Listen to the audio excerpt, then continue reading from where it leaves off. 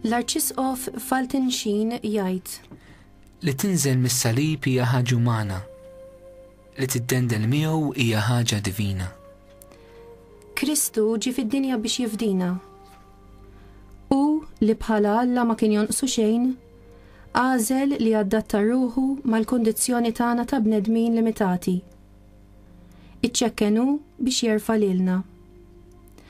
U libes l-umanità tagħna biex lilna jagħtina sem mill-ħajja tiegħu ta' Alla.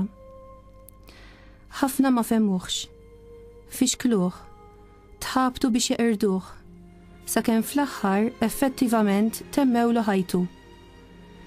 Din kienet ix-xorti tal-imgħallem tagħna fuq l-art.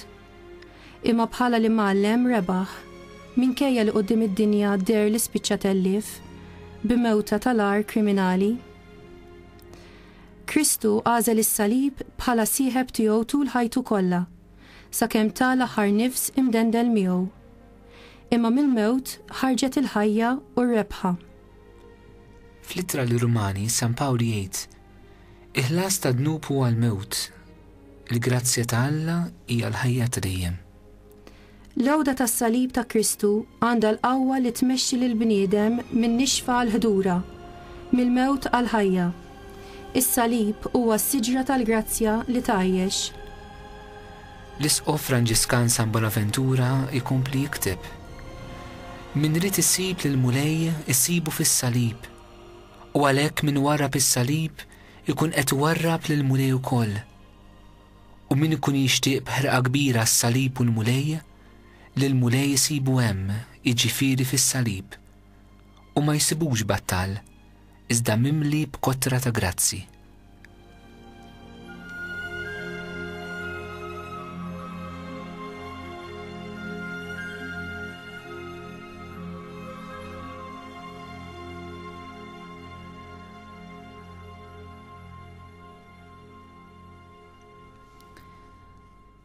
Illum ser nwaslulkom rakkont mill-aħħar ktieb tal-Arċisqof Fulton Sheen biġraja awtentika li kienet ġrat f'Pariġi dwar mara li kienet offrit il-marda tagħha għal konverżjoni ta' żewġa li kien ateju.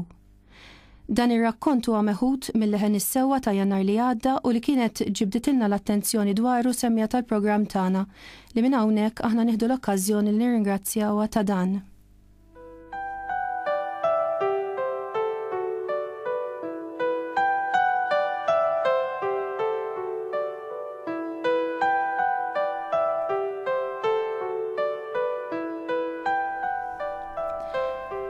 L-Arċisqof Fulton Sheen jirrakkonta hekk: ftit qabel is-sena 1900 tfajla Kattolika Franċiża jisimha Elizabeth iżżewġet lil wieħed tabib Franċiż, Dr. Felix Lesueur.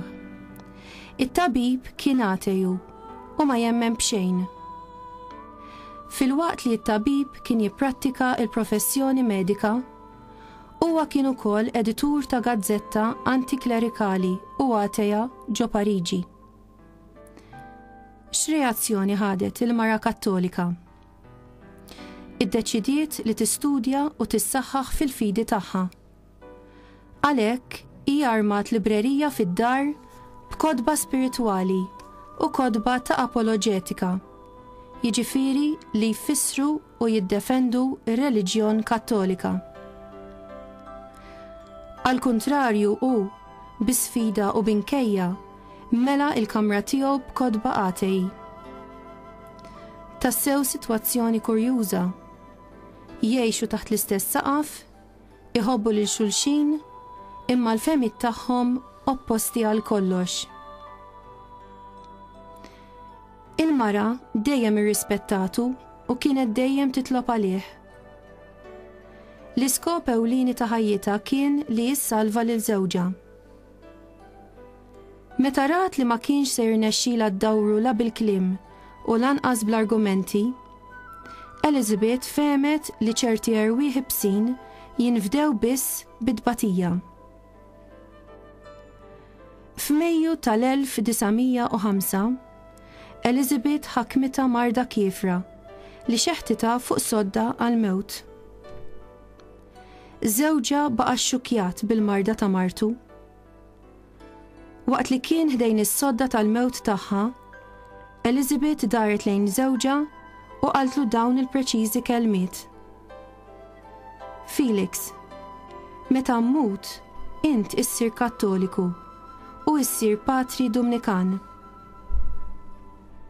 Żewġa li dejjem kien sinċir magħha ma rridx jurija wiġġ ieħor u qalilha. Elizabeth, intafni biżżejjed u taf kif naħsibha. Jiena ħlift mibeda kontra l-Knisja u kontra Alla u jien biħsibni ngħix immut b'din il-mibeda. Imma Elizabeth, bil-ftit saħħa li kien baqala qaltlu. Le nerġa' ngħidlek, int għad issir Kattoliku u issir Patri Dominikan. Tat l-aħħar nifs u ittajret għand Alla. Għalkemm it-tabib ma kien jemmen b'xejn, però quddiem il-mewt ta' martu baqa' xxukjat. Bla mariet beda jirrifletti. Darba waħda, waqt li kienet iqalleb fil-karti personali ta' martu, ġie fideh it-testament spiritwali tagħha. F'dan it-testament spiritwali li Elizabeth għamlet fil-bidu tal-1905, hija talbet lil Alla biex jibatilha marda u tbatijiet biżżejjed biex bihom hi tikseb il-konverżjoni ta' żewġha. Nixtieq li bil-marda tiegħi jien inħallas il-prezz tal-fidwa ta' ruħu. Dr. Felix baqa' mistaġeb. Mela Marti stess talbet li tiġi fuqha marda biex toffriha lija. Qatt ma basar li mara kapaċi tasal għal daqshekk eroiżmu li tkun lesta li tħalli ħajjitha biex bit-tbatija tagħha tifdi lil żewġha. Biex jinsa ftit mid-dwejja u l-vojt li ħallietlu martu, huwa għamel vjaġġ lejn is-sud ta' Franza. U waqaf quddiem knisja. Ftakar li meta hu martu kienu fil-ħanimun, martu ħaditu jinvista f'dik il-knisja. U hawnhekk, waqt li kien miġbur fi ħsibijietu, stħajjel li sema leħen martu qed tgħidlu Mur Lord, Mur Lord. Mingħajr ma jaf kif qabad u telaq lejn Lord. U qatt ma kien jemmen fil-mirakli, u stess darba kiteb ktieb biex iwaqqa' ċajt il-mirakli li kienu jgħidu li jsiru f'Lourdes. Dawn kollha ħmerijiet, kollha superstizzjonijiet. Mingħajru stess ma jaf kif, wasal Lourdes. Mar mhux biex jibda jemmen, iżda b'kurżità. Iżda quddiem il-grotta ta' Lourdes ħassu jinbidel. Quddiem il-Madonna irċieva id-don tal-fidi, fidi totali. Hemmhekk it-tenda li l-atejiżmu li hu kien iħaddan u jxerred kien kollu bluha. Mar Lourdes ateju iżda reġa' lura bniedem mibdul. Il-konverżjoni ta' Dr. Felix Lesueur kienet xokk kbir għaċ-ċirku ta' ħbieb atej li kellu. Marija għal darb'oħra uriet li hija l-ken tal-midinbin. Min jirrekorri leha illum jew għada isib it-triq tas-salvazzjoni.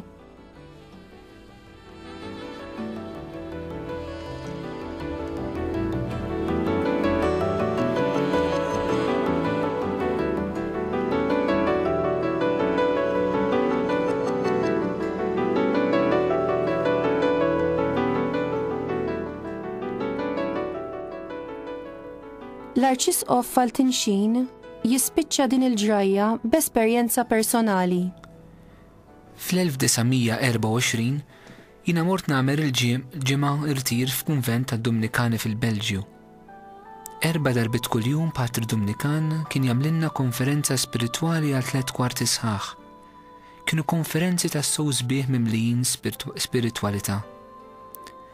Tistgħu taħsbu sorpriża kbira kienet għalina li konna nisimgħu il-konferenzi meta patri spiritwali għalinna li hu kien Dr. Felix Lesueur, dak it-tabib antiklerikali u ateju li konverta bis-saħħa tat-talb u tat-tbatija ta' Martu Elizabeth.